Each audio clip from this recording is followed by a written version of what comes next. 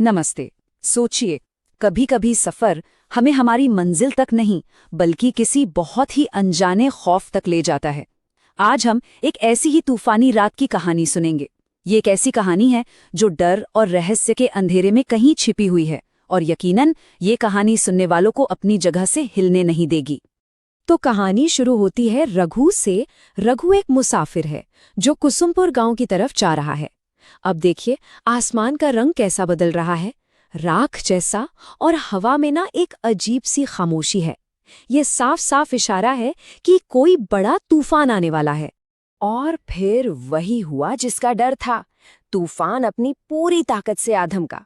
इतनी जोर की बारिश, बिजली की वो तेज कड़कड़ाहट। रघु बेचारा भागकर एक घने पेड़ के नीचे छिपने पर मजबूर हो जाता है।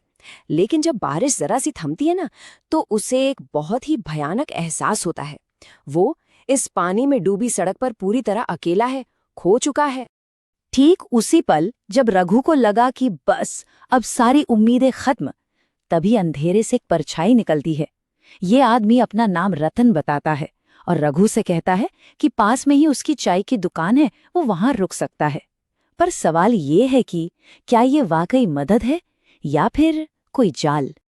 अब देखिए, रघु के मन में तो हिचकिचाहट है, पर इस भयानक तूफान में और कोई चारा भी तो नहीं है, है ना? तो वो रतन के पीछे पीछे चल पड़ता है और यहीं उसे पहला अशुभ संकेत मिलता है। इस गीली ठंडी हवा में किसी चीज के जलने की एक अजीब सी लगातार आने वाली गंध। थोड़ी ही देर में वो दोनों एक पुरानी सी झोपड़ी जैसी चाय की दुकान पर पहुंचते हैं।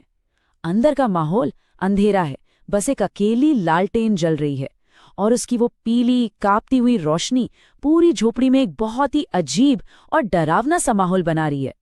दुकान के अंदर घुसते ही रघु को कुछ ऐसी चीजें दिखने लगती हैं जो उसकी समझ से बिल्कुल बाहर हैं।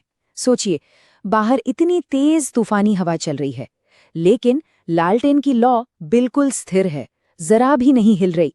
वो जलने की गंध अब और भी तेज हो गई है। और फिर झूमर नाम की एक औरत आती है। उसकी गर्दन पर एक बहुत ही भयानक खून से सना हुआ घाव है।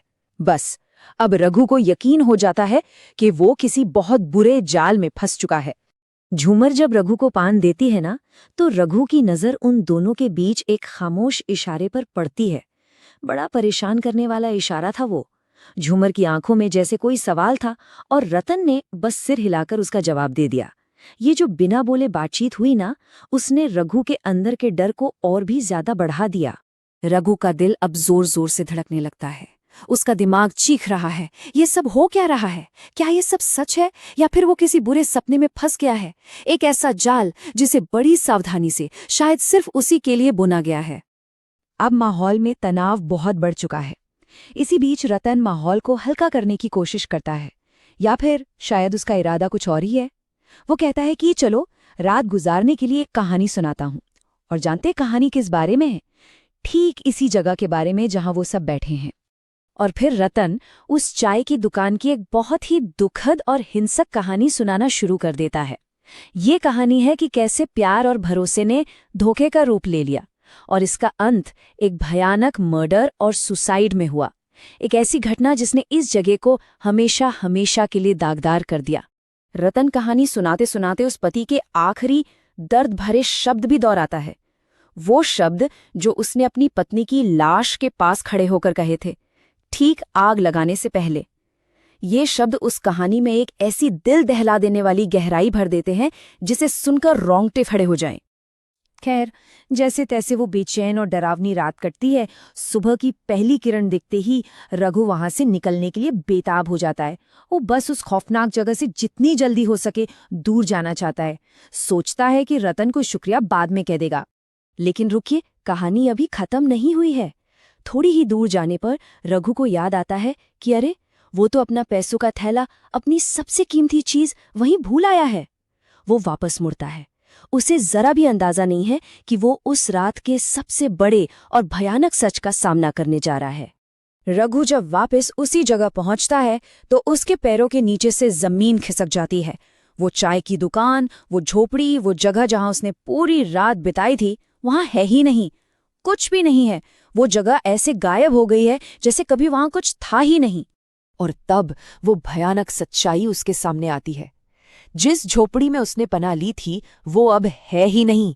उसकी जगह सिर्फ एक जला हुआ कंकाल जैसा ढांचा खड़ा है। एक ऐसी इमारत का ढांचा जो सालों पहले ही जलकर राख हो चुकी थी। तभी उसके ठीक पीछे से एक ठंडी, जानी पहचानी आवाज आती है। रघु का तो जैसे खून ही जम जाता है। वो डरते डरते पीछे मुड़ता है और देखता है कि कोई उसका भूला हुआ बैग हाथ में लिए खड़ा है।